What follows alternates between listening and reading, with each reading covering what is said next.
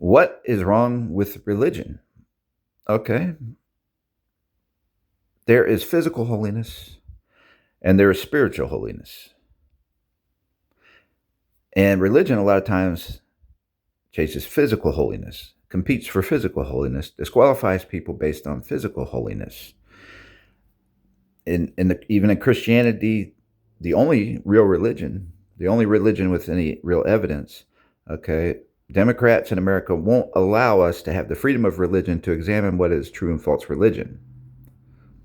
And there's a reason for that, because if you prove there is a true religion, then you have to trust that there is a God and that He and realize that the Bible makes sense when it says love your neighbor. I mean, you can't refute that. It makes sense when it says you have to forgive, but they don't. Politics that want to do without God actually likes to buy in false religion that works on physical holiness. Sometimes physical holiness, though, results in worshiping a dictator. And so, like a false religion like Islam, it's more of a cult than a religion if you examine it, because it has a founder who dated a 6-year-old girl. To summarize, I don't understand, but they had different words for it, but dated and married her at age 9, all right, his youngest wife. And so then they teach, if you kill an infidel, an unbeliever, you get 2,000, it's in the book, in their book, the Quran, 2,000 virgins in heaven. You're rewarded with that. And I am presuming that maybe they're talking about that age group, because in the teenage years amongst non-religious people and, college years, probably not too many people keep their virginity if they're not religious. And even if they are religious, you can fall in love with somebody, stuff can happen, right? So you can lose your virginity. So they may actually literally, though, be promoting underage, the fact that you get underage people in heaven, since that's what their founder married, a 9-year-old girl. All right, so that's, if we were allowed to examine a religion, we would realize that there is no evidence of any other religion except Christianity, and that's very academic. Christ made it academic when he rose from the dead and put the burden of proof on all other gods and religions to prove they have any evidence at all. So there's nothing really to refute that there is evidence of God in a second life in the Bible and the Christian faith, right? Except unless you call it a fairy tale, all right? And so, but you can't, there's not much evidence of it being a fairy tale. And you can't 100% prove it's not a fairy tale because it happened so long ago, but there is so much evidence to prove it isn't, because it was written and matched. Everybody's story matches. There's a lot of evidence, a lot of proof that it's real. Okay, so why should government throw it out all the way, especially when it says love your neighbor, it teaches forgiveness? You can't survive without us forgiving and having some mercy. A society can't survive, all right, if we weren't taught forgiveness through the Bible. So other religions are basically plagiarizing the Bible. I want to say one thing in favor of religion, but I want to point out real quick that there's spiritual holiness and there's physical holiness. And that's the main thing I'm going to probably talk about before I'm finished with this. And I realized there's that recently, that, look, religion promotes physical holiness. All right. So it's not always a bad thing. You got stewardship of money and different things like that. And that's good to have. And it complements the ability to teach spiritual holiness and in a way people understand, and be able to share it with more people who haven't heard it, and to get involved in politics when you have the freedom of religion, the freedom of speech, which is what we should want to do. And it shouldn't be like people want to fight over it and they want to hurt you if they don't agree with you. And the Democrat Party teaches all that stuff. So there is, I have to say, my view of Democrat and Republican is the Republicans, to summarize it, they weren't called Republicans and Democrats back in the day, but bottom line, that America was always divided. So when people talk about America being a slave country and all that, that's not true. It's only half of America was supported that, and actually the poor people didn't necessarily support it. They may have lived in the region where that was under that government because it wasn't a freezing climate or whatever in the South. So there's all kinds of factors, but the truth is, when the Democrats demonize America for having been a supposed slave nation, it was actually their party. It was their side of the country that fought to keep slavery and everything else. So bottom line, to summarize it, the Republicans escaped Europe. They built America basically. They're the ones that actually built it into being one nation under God. They're the ones that built it and fought a war to get rid of slavery, fought a war with the Democrats to get rid of slavery, and the Democrats fought that war to keep it. That's called the Civil War. All right. And so the Democrats still, the reason they're so angry right now is because Iran, they use them to make slaves in the drug cartels. They use them if you really connect the dots, that's what they're doing. Whether you could say whether they realize it or not, and I think they fully realize it. They were using them to try to make a slave out of America, Britain, and all Israel and all the free countries. So they're really angry that we have set Iran back, the Iranian regime, we'll call it the Hezbollah, and the leadership connected to Islam, the false religion, which is the Democrats' number one tool. It's a false religion. They love using it to get rid of real religion, because in real religion, the Democrats' leaders, when they have all that power, the people who throw people in jail, the ones that wanted to throw Trump in jail, they're supposed to be held accountable for their behavior too when you got real religion. All right. They don't want to be held accountable for their behavior because they're the worst, first of all. So no matter how much they pick on Epstein, or for instance, people who might have known Epstein, people who knew Puff Daddy, people who knew, who have ever been friends with R. Kelly or anything like that, no matter how much they want to pick on people for having been born in the same city as them. I mean, people can't help where they were born, right? So the Democrats want to criminalize everybody, right? And so they used to do that with, we were taught they did that with black folks back in the day, put them in jail when they were innocent. And they did it the same way they did to Trump. If you want an example of how they did it to Donald Trump. They tried to do it to Donald Trump, and he had enough money to battle it in court, and they made up new laws. So you'll say he has a felony for what? Did he hurt somebody? No. Did he steal from somebody? No. So what's his crime? Did he lie? No. He's not known for lying. That they'll lie and say he's a liar. Then they'll lie when you call out that, nope, the Democrats are a liar. They'll go, well, all politicians lie. No, politics deal with stories that happen in society and realities, and what's best, what's the best rules to have for our country to operate smoothly. They deal with all those kind of things, and you can examine it and tell if it makes sense or if it doesn't make sense. But a lot of people don't examine it, don't care to, don't want to. And there's a reason. Now, some people that might care if they understood it, realize it's a big job. It takes a lot of time to examine and study these things. And then you find out what the truth is and what's not the truth. And the Republicans are on the truth side, no question. They have reverence for God. The Democrats don't. The Democrats have reverence for everything that opposes the only proven God, right?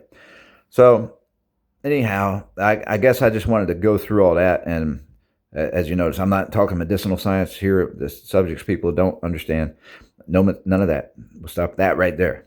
So religion, part of that study that's a long analysis for me because it's hard to figure out what's right on that. But I just know the system we have now is not right.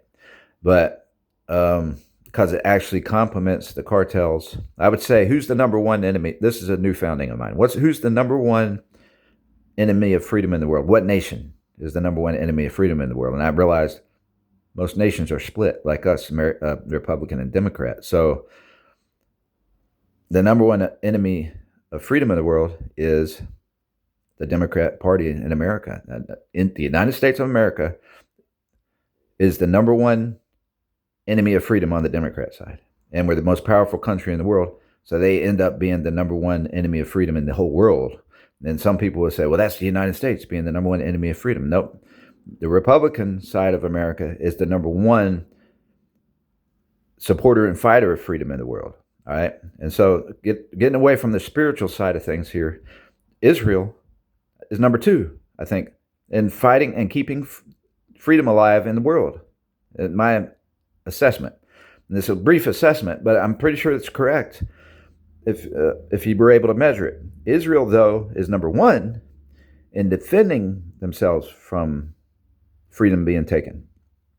So it's not all about the spiritual side of the war or fighting over whose land is it, which Israel's been Israel's land ever since way back in Bible times. So they're lying, putting all these lies out there and just wanting to take their land. And part of that's because one of the reasons they hate white people in America, one of the reasons the Democrats love to teach people to hate white people is because they have the biggest Christian population. And now they've helped it shrink some because people think it's a sin to talk about religion and politics.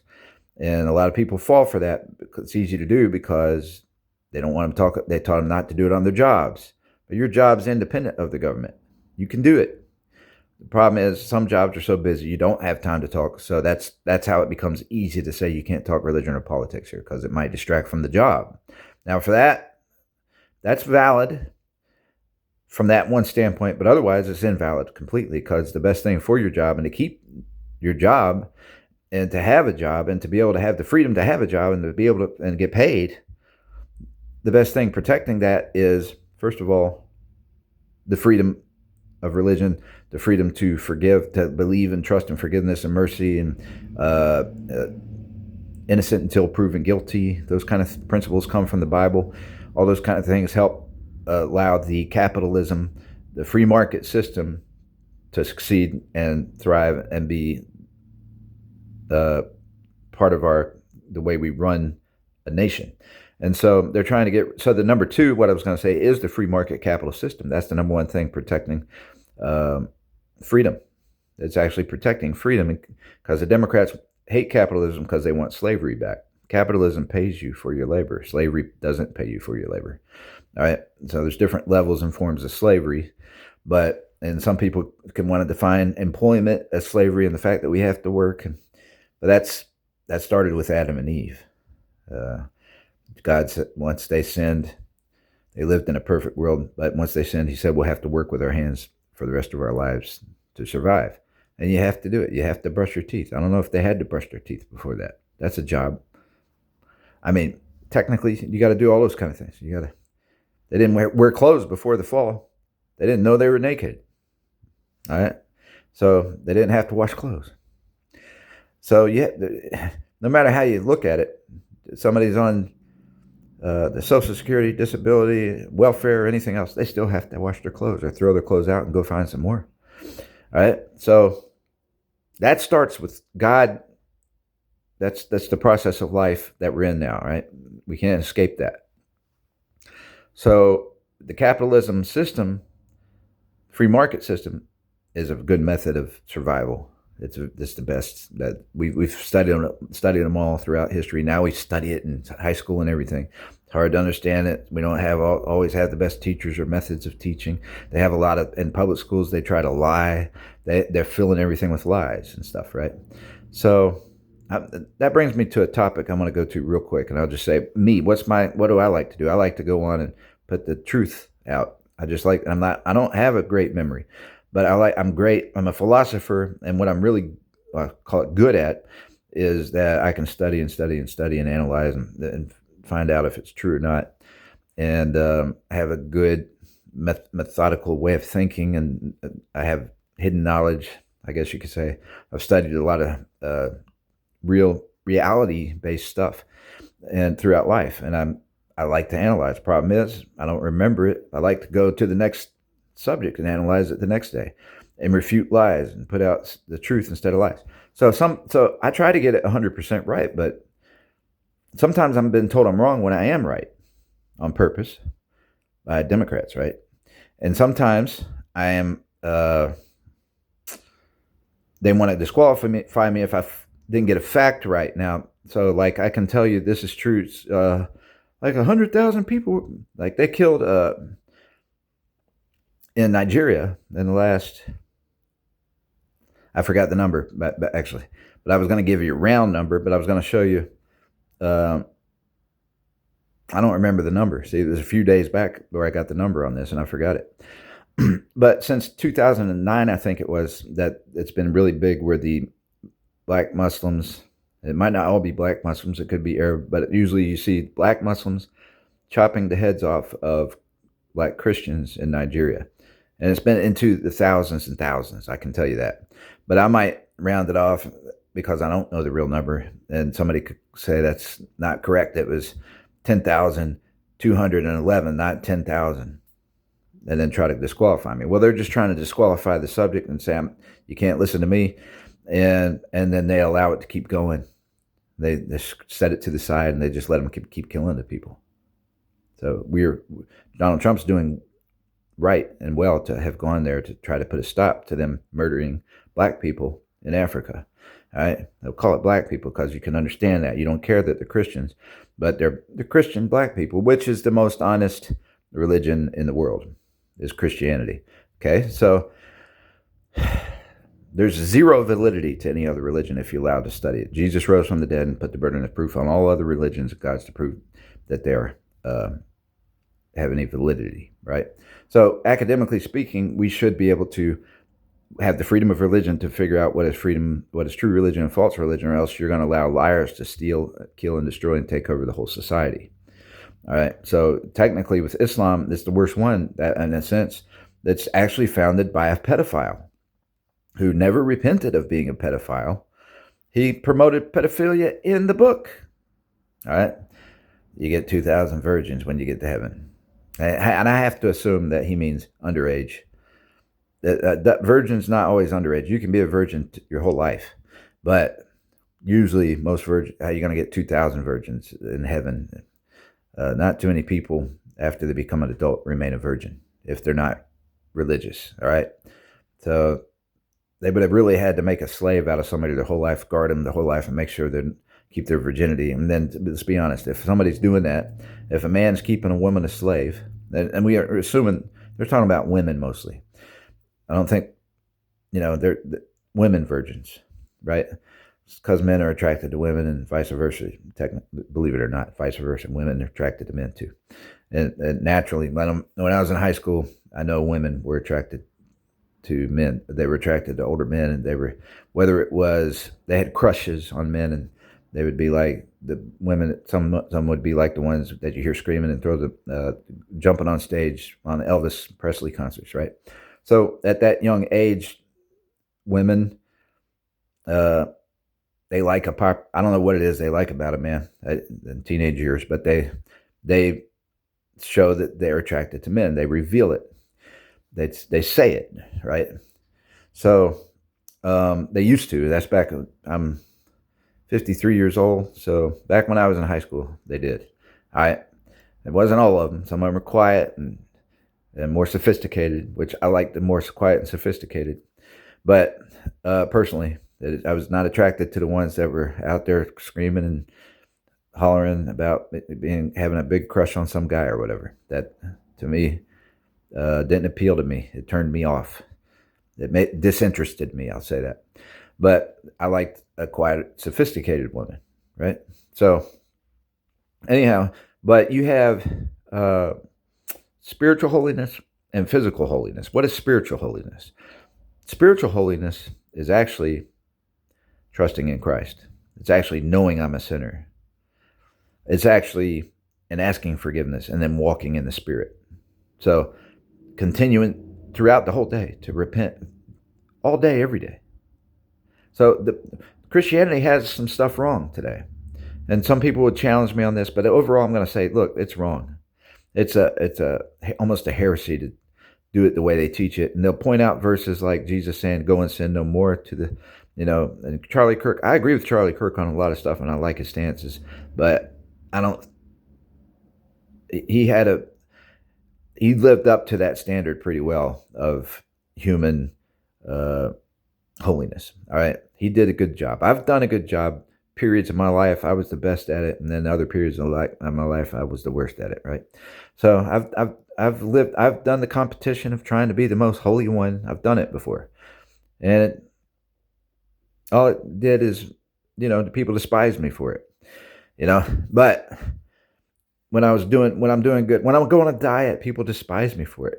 They feel if I'm around people and they know I'm on a diet, it seems like it's weird because I've seen people that have successful diets and all this, and maybe they haven't lived around as many people as me or whatever. But when I've gone on a diet, people hate my guts. I mean, frankly, they think, and I don't impose my diet on them. I just want them to leave me alone and let me eat what I want to eat, you know. But they can't stand it. They feel uh, they get guilt complex or something. I don't know what it is, but or they want to challenge me and say, "You're going to mess up. You're going to break the diet."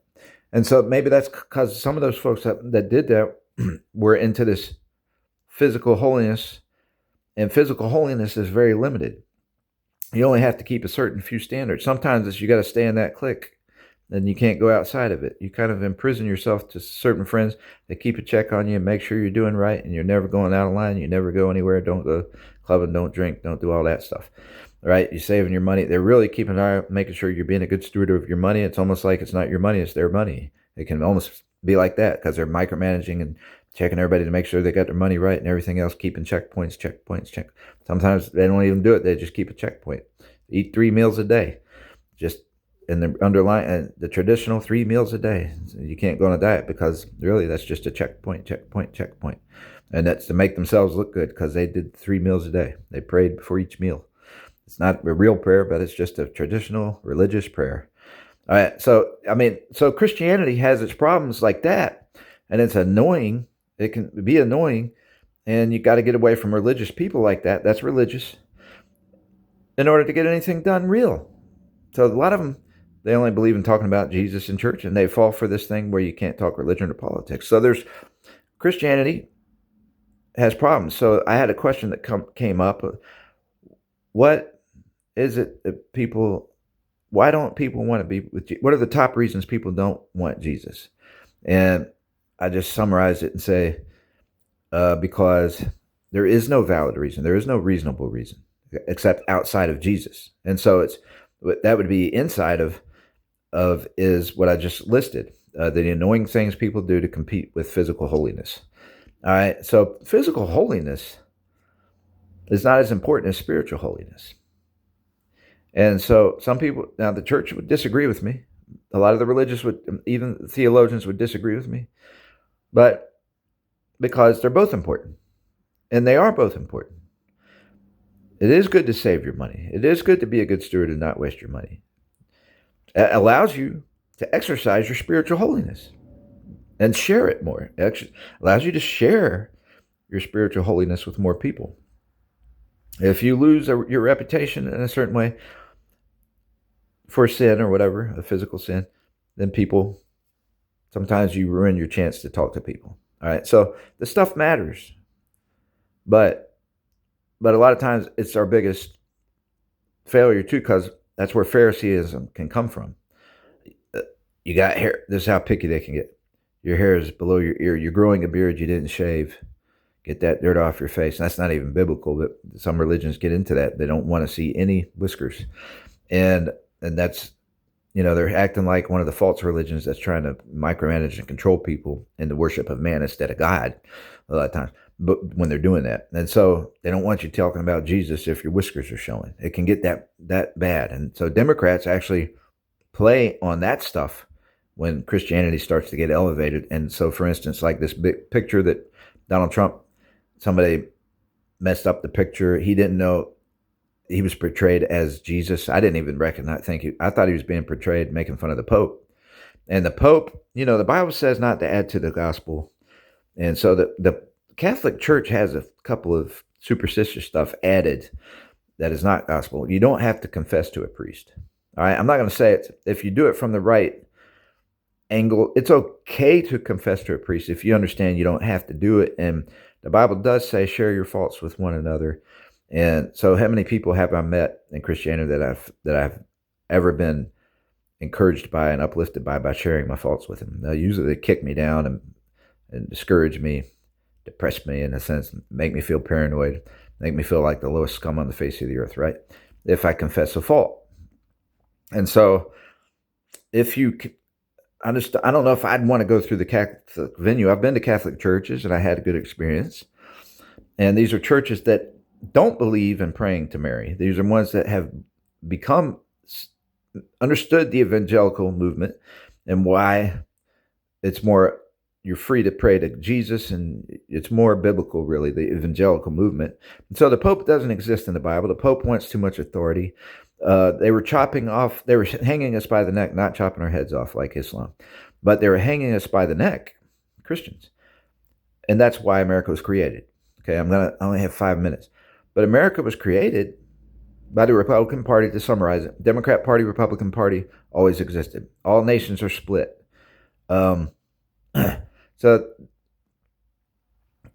So, because I was trying to think who's the number one country in the world that supports freedom and who's the number one enemy. I think I just made a video. I had to start over. I forget if I said it in this one or that one. Oh boy.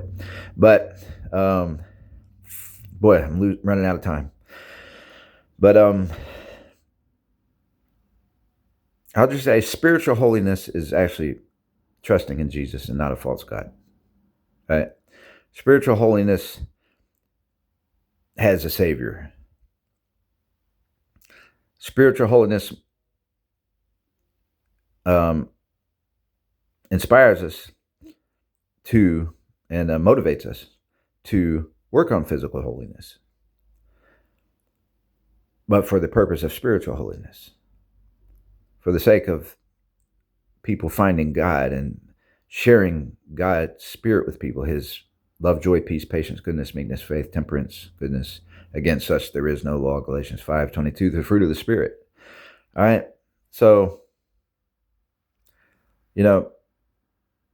in today's political realm, I have a different way of carrying myself, because there are some things maybe I had gifts for, understanding for. There's some things I do right and wrong, and or you could call it preference. You could call using my talents, my abilities. I can't hang out with church folks as long as other people can and still be productive. All right, and it's partly because you have hypocrites and Pharisees in the church a lot of times. All right, but Christianity is still the one real religion. It should be acknowledged in society if you're having a good society. Now, it doesn't have to be. You can have a bad society. You're going to have a bad society in general with no hope, no true holiness, no true peace, all those kind of things. If you leave out Jesus, right? Jesus who rose from the dead. Jesus, the only God who showed us love on the cross and in his miracles while he was here. And so today we look for a sign. We're like, well, he won't talk to me. How come he won't give me a clear answer? When you pray, he doesn't talk back to you. You don't hear it necessarily, but you can feel prayerful. There's different phases of prayer throughout your whole life, but we have to make our requests known to God. You need to do that, whether you know he's going to answer it right away or not. But meditate, he gives us meditation peace. He gives us emotions. Emotions, people try to say don't matter, but they do. God gave us emotions to enjoy the peace of sitting and enjoying the creation he made. So I look at the creation, the wind. I enjoy going to the beaches, the mountains, and everything, and walking and the energy of life. And if I can't walk, the energy of my mind. If you don't have a mind that works right, I don't know. There's ways for people that have those issues to still trust God and battle the fleshly type of thinking, the negative thinking, and still that's where it really keeps you in a plane of letting the Holy Spirit shine through and truth come through, and you can support truth venues where people are able to speak well. So I'm running out of time, but the United States still is number one in protecting freedom in the world. Israel's number two, and I think Britain's number three. And I wanted to say that. And what's wrong with religion? We get into competing for physical holiness too much, and then we don't exercise the freedom of religion to discuss what's true and false religion. And we shouldn't have false religion, just like you shouldn't have fraudulent business, fraudulent marketing, and all those kind of things. I got to go.